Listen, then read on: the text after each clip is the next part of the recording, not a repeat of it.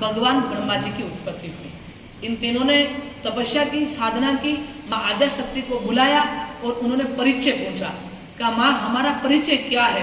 तब भगवान नारायण का परिचय देते हुए कहा भगवती ने कि आप जगत के पालन करता है, आप सभी का भरण पोषण करेंगे, सभी की मनोकामना इच्छाओं को पूर्ण करेंगे, आप नारायण भगवान विष्णु हैं।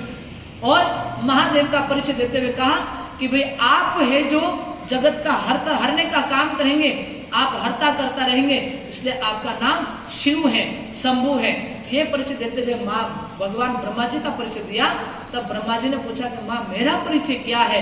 तब भगवती ने कहा हे आद्य प्रजापति। अब ये कोई आद्य प्रजापति को कोई 4 युगों की बात नहीं है, ये 4 युग तो चलते रहते हैं और खत्म होते रहते हैं। जैसे कलयुग आया, कलयुग का अंत हुआ, वापस नई सृष्टि का निर्माण होगा। ऐसे ये कई बार ये सृष्टि जन्म ली है और सृष्टि का नाश हुआ है, सृष्टि ने वापस बदला है, सृष्टि ने वापस रूप बदला है, हर बार में ये निर्माण चलता रहा।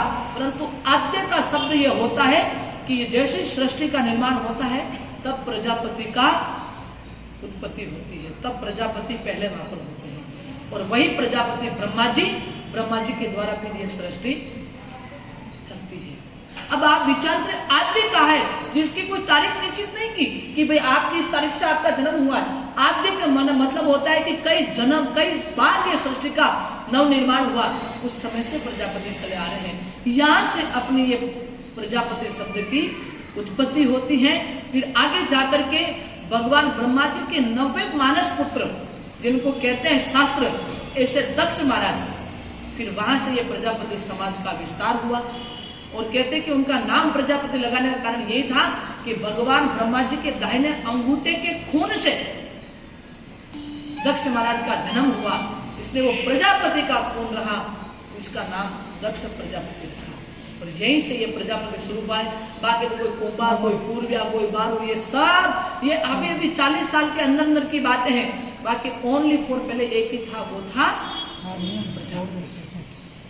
इसी प्रकार से प्रजापति कथा कम से कम 7 दिन की होती है, जिसमें फिर सूर्यदेव जी का जन्म आता है, इसमें माँ भगवती का, सत्य जी का जन्म आता है। और अभी आप सबका काम काज खोटी हो रहा है, इसलिए मैं ज्यादा आपका टाइम नहीं लूंगी, यहीं पर मेरी वाणी को विराम दूंगी। हरि अनंत हरि कथा अनंता, कहि विधि सुनई सब संता। हर संत अलग अलग विधि प्रकार से कथा कहते हैं, परंतु सनातन धर्म के कोई भी कार्य, सनातन धर्म की कोई भी कथाएं जब तक प्रजापति का नाम उच्चारण नहीं होता तब तक वो कथा चालू नहीं हो सकती और प्रजापति के अलावा वो कथा विराम नहीं हो सकती। इसीलिए हम